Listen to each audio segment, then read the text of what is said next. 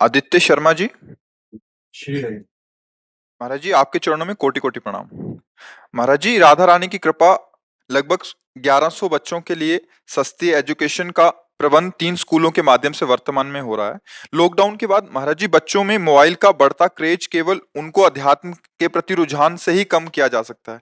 महाराज जी, मेरा ऐसा मानना है कि एक स्कूल ऐसा खोलने का विचार अभी श्री जी कृपा से आ रहा है कि जिसमें पढ़ाई भी हो और अध्यात्म की शिक्षा भी हो। महाराज जी, मेरा मार्गदर्शन करें कि मैं इसमें का मन है कि एक ऐसा और हाँ, स्कूल खोलें। तो ऐसा जो आपका विचार हो परम वंदनीय है। और हम प्रार्थना करेंगे सबसे कि अपने मित्र से, अपने पुत्र से, अपने परिवार से ऐसी शिक्षा के द्वारा व्यवहार कराया जाए। यदि 30 मिनट हर क्लास में जो शास्त्र सम्मत वचन हो संतों के, वो सुनाए जाएं, तो निश्चित परिवर्तन हो जाएगा। चित्रकूट से एक आए थे, उन्होंने कहा कि हम अपने बच्चों को 30 मिनट सुनवाते हैं, जो ब्रह्मचर्य, माता पिता के साथ कैसा व्यवहार, गर्लफ्रेंड बॉयफ्रेंड का जो नाटक चला है, कि बच्चे नहीं जानते हैं, उनको ज्ञान नहीं है। इंद्रियां वैसे ही चंचल हैं, मन वैसे ही बड़े बड़े साधकों को परेशान कर देता, फिर वो तो बच्चे हैं। तो उनको लगता है सुना नहीं ना शास्त्र ना संत भाषा, तो उनको लगता है तो मनोरंजन है।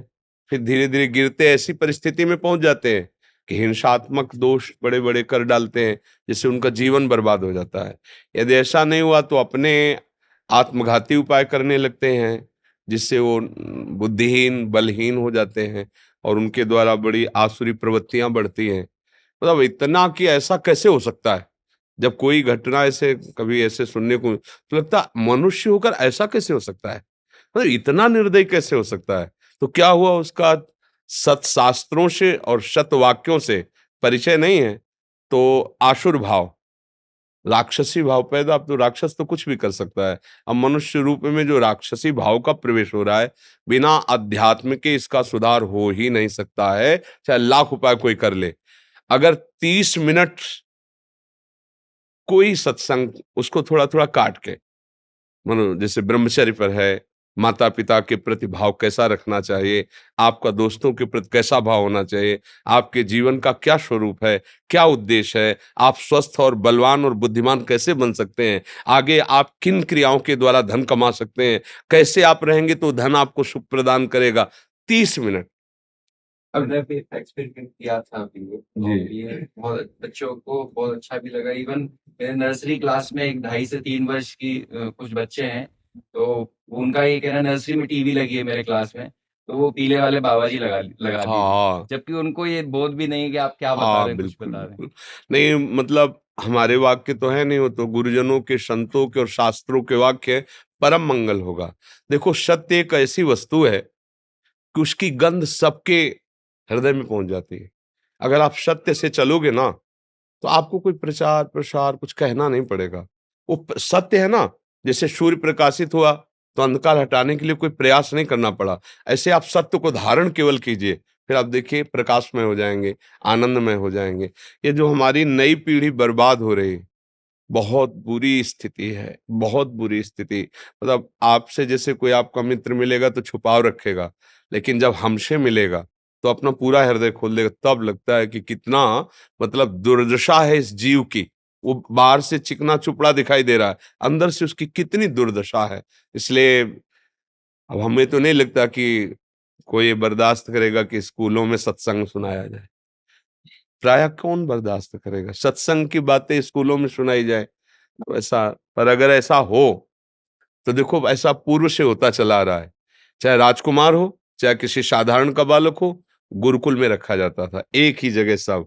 और वहां एक ऋषि मुनियों के आदेश के अनुसार उनकी दिनचर्या बनती थी। फिर वो ब्याह करें, वो राजा बने, वो प्रजा बने, वो जो भी बने, पर पहली उनकी भूमिका इतनी सुंदर होती थी कि उनके चरित्र पावन होते थे। अब हमारी पहली भूमिका इतनी गंदी हो गई है कि उसे हम कैसे बताएं।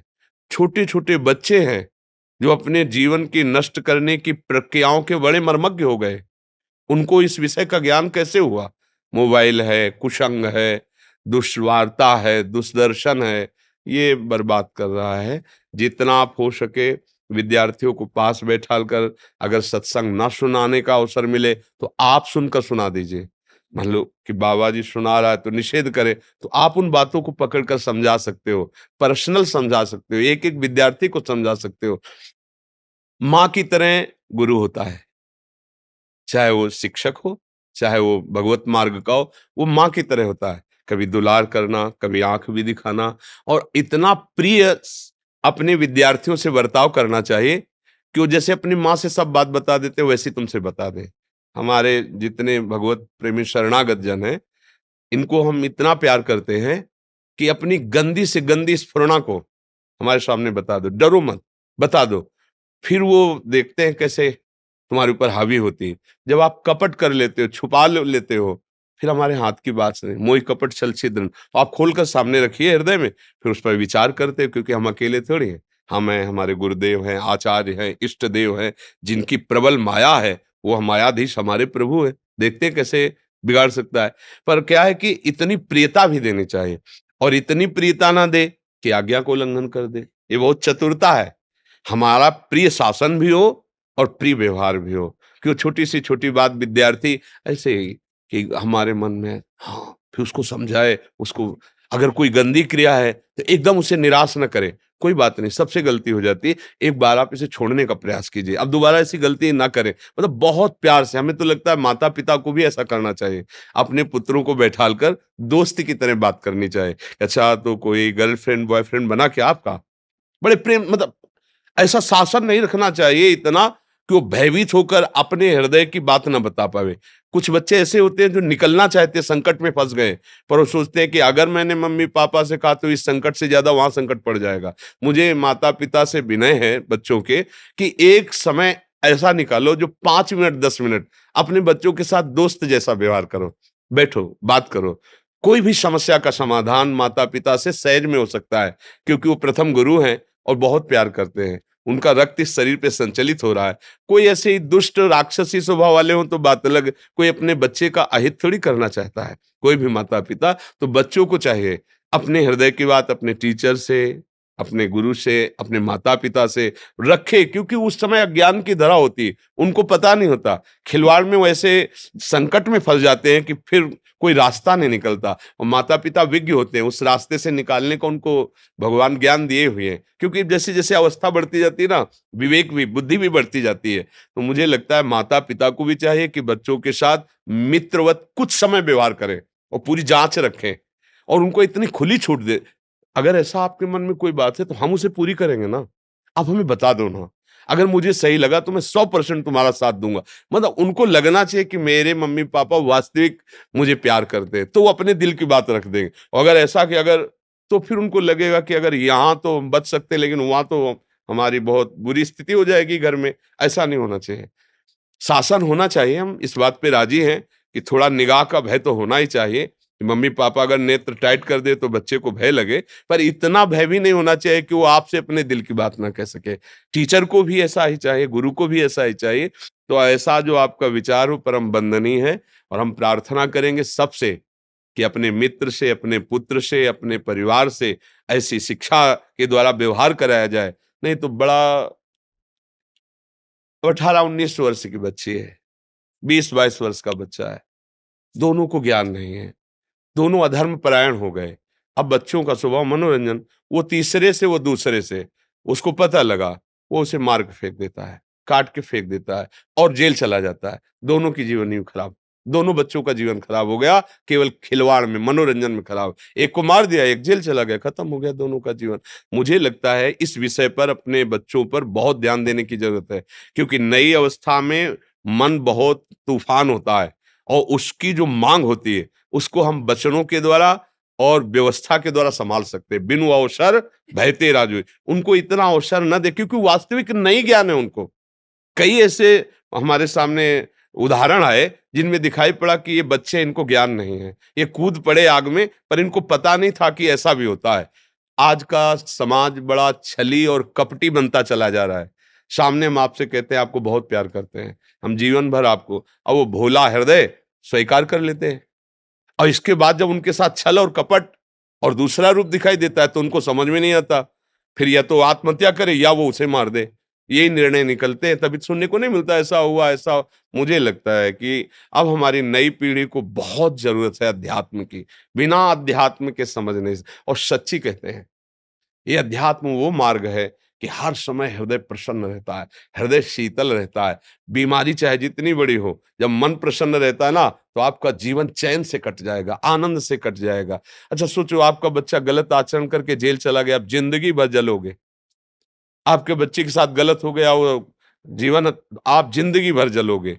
तो अगर पहले से संभालते, प्यार दुलार घुमाना चाहिए, उनका मनोरंजन करा, पर आप साथ होने चाहिए। आप इतने कार्य में बिजी ना हो जाएं कि आपका परिवार इस बात के लिए वो गलत मार्ग चयन कर ले। बिल्कुल, धन किन के लिए कमा रहे हो, नौकरी किन के लिए उन्हीं के लिए कर रहे हो ना। तो उनको समय सबसे ज्यादा चाहिए। सबसे अधिक प्रिय धन नहीं है, सबसे प्रिय अधिक आपका सानिध्य है। पुत्र को आपका सानिध्य, पत्नी को आपका सानिध्य चाहिए। थोड़ी देर बैठो, थोड़ी देर उनकी मन की बात सुनो। अब एकदम कार्यरत, तो फिर मन है वो बदमाश है, कोई साधना तो हो नहीं रही कि वो मंत्र बल से, तप बल से उसे संभाले, फिर वो इधर उधर, फिर आपको क्लेश होगा, फिर अशांति होगी। बहुत अच्छा है, ऐसा ही करो, और 4 लोगों को और जोड़ो जो आपके मित्र हो, वो हमारी नई पीढ़ी को बचा लें। इस समय जो नई पीढ़ी का पतन हो रहा है, बहुत बहुत नृशंस, मतलब ऐसा तो राक्षस लोग भी नहीं करते थे जैसा अब हो रहा है। आशु प्राण कहते हैं, आशुर्भाव केवल अपने प्राणों को सुखी रखना बस। मैं सुरक्षित हूं ना, तुम्हें जला रहा कोई जलाने दो, ऐसा भाव नहीं रह गया है कि वो बच्ची है, वो स्त्री है, वो अब समर्थ नहीं है, मुझे सहयोग करना चाहिए, या वो रोड में पड़ा हुआ है, तड़प रहा है, एक्सीडेंट हुआ, मेरा कर्तव्य गाड़ी रोको, उठाओ और अस्पताल ले जाओ। वो नहीं, कौन पुलिस के चक्कर में पड़े, कौन क्या पड़े, चलो ऐसा नहीं। ये धर्म नहीं कहता ऐसा। धर्म सिखाता है, अध्यात्म सिखाता है, आप उस समय अपनी पूरी ताकत लगा दो उसको बचाने के लिए, तो क्या होगा, आपके सारे पाप नष्ट हो जाएंगे और आने वाला दुख नष्ट होकर के सुख में बदल जाएगा। कोई भी कर्म ऐसा थोड़ी बिना फल दिए चला जाए। तो अब इतना स्वार्थी जीवन होता चला जा रहा है, इतना मनोरंजन हम करने लगे हैं कि धर्म अध्यात्म सब एक कोने में खड़ा है। कोई उसे पहचानना ही नहीं चाहता, जिससे सुख मिलता है, जिससे शांति मिलती है, जिससे स्वस्थता बढ़ती है।